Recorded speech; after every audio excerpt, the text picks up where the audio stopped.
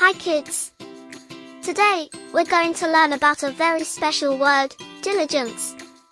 Diligence means working hard and not giving up, even when something is difficult. This is Lily. Lily wants to grow a beautiful garden.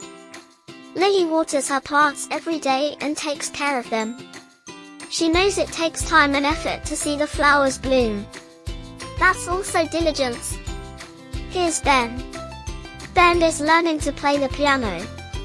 Even when Ben makes mistakes, he keeps practicing and practicing. Ben is showing diligence. So remember, kids, diligence means working hard and not giving up, just like Ben and Lily. And Ben, you can be diligent too. Thanks for watching. Keep being diligent, and you'll achieve great things.